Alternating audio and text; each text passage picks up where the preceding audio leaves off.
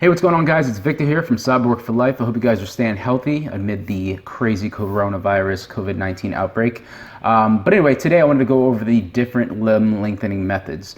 So when you think about leg lengthening, there's going to be two different categories that doctors are going to use to lengthen your bones. It's going to be your external and then your internal categories. So I'm going to go over 4 different types of each, and then basically the pros and cons. Okay, so to lead it off, number 1, we have the Ilizarov ring fixator. So basically, the Ilizarov was made famous by its inventor, Dr. Ilizarov, way back when in the 1950s in the Soviet Union, where he used it to correct deformities and leg length discrepancies. And the way it works is basically these metal pins of this huge cylindrical metal frame that is outside of your leg or your bones is inserted via metal pins and wires, and basically through a turn of a knob on the outside of the frame you get lengthening done. Okay, now being so big and bulky, this can really lead to a lack of range of motion, as well as it can lead to some scarring because of the fact that these pins are inserted as you're lengthening, so it's kind of leaving these scar-like tracks through your skin. So that can be, more significant scarring than a lot of other methods.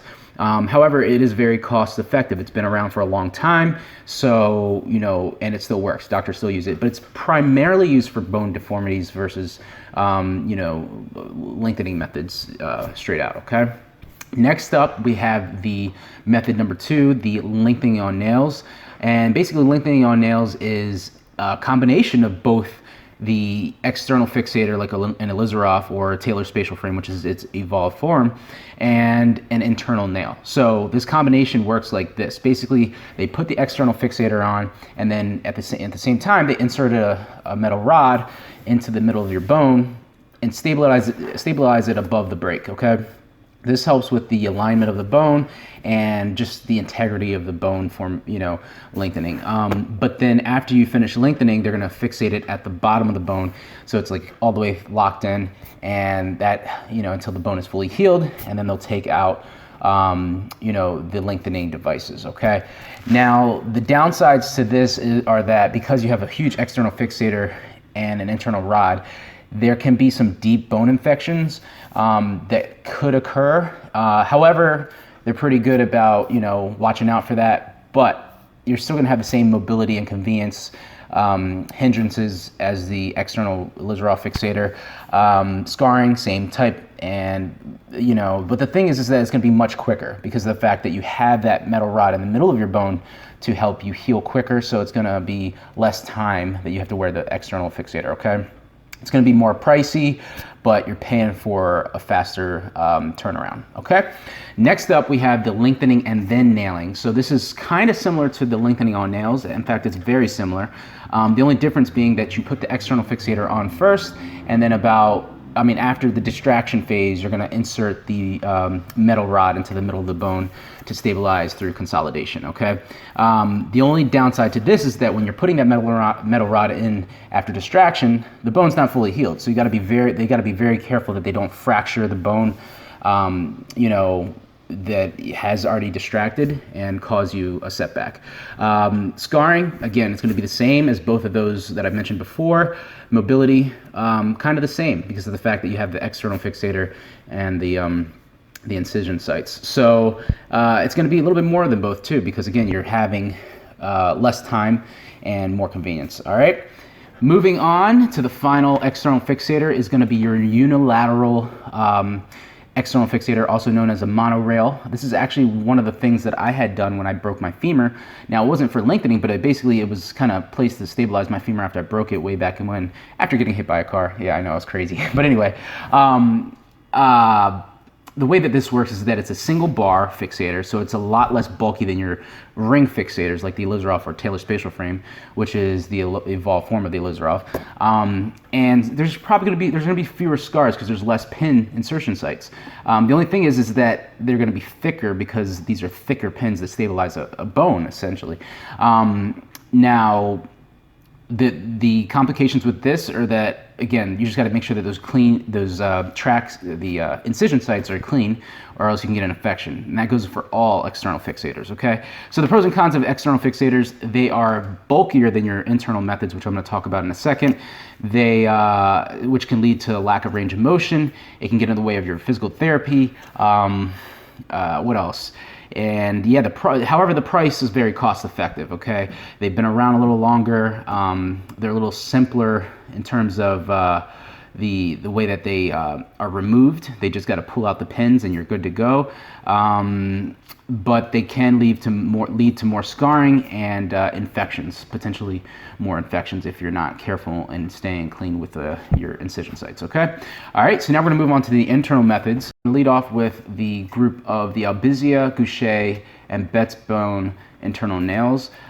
Basically, Dr. Guichet, Dr. Betz, and a few others have created these internal rods that are lengthened by a technique called ratcheting, which the patient takes their limb and they kind of quarter turn it to kind of get a clicking mechanism, and then allows the rod to lengthen. Now, this can be a hit or miss among patients, because if they don't have the mobility to do that, then they probably won't get the lengthening effectively. So that's got to be one of the caveats to getting this method done properly. The scarring is going to be minimal. Complications minimal, all because it's internal. The convenience is max because of the fact that it's internal, so there's going to be, you can just wear clothes as normal, but the price is going to be way up there because, again, you're paying for that convenience, okay? Next up is going to be the ISKD, the Intramedullary Skeletal Kinetic Distractor. Basically, this was the first FDA-approved intramedullary nail, and it uses a kinetic clutch mechanism, which is basically there's two rods screwed into each other, and the patient has to do small rotational movements, not as much as like a ratcheting effect like in the Albizzia or Guichet nail or the Betzbone, but it's smaller. But the thing is that smaller rotation can be I'd say less precise and not as accurate. So the patient might actually over lengthen or under lengthen if they're not careful. So this can cause inaccuracy of lengthening. However, it does have the same benefits as an internal nail. It's going to be very low scars, low complications, pretty high price point.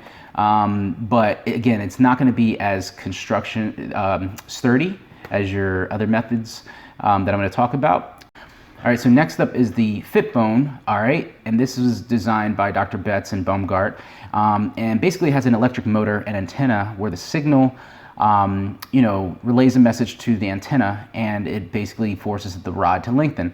Now, this will have all the same benefits as an internal nail, with probably a little bit more effectiveness of the lengthening method because of the fact that the patient can actually be a little bit more accurate with how far they're lengthening each day.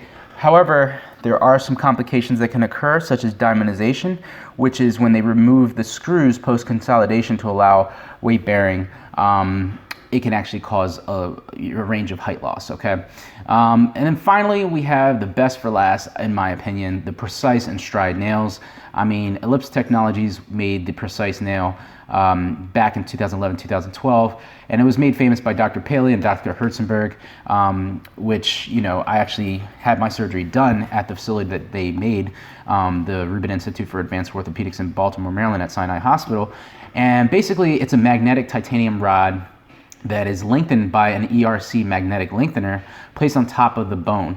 And basically, this is just the cream of the crop. Okay, it's going to be really expensive, but the effectiveness of it is just amazing because of the fact that the ERC machine is very effective at lengthening the rod. So the distraction is, it's going to be pretty accurate, and you can actually go backwards if you're going too fast, so that you can prevent non-unions.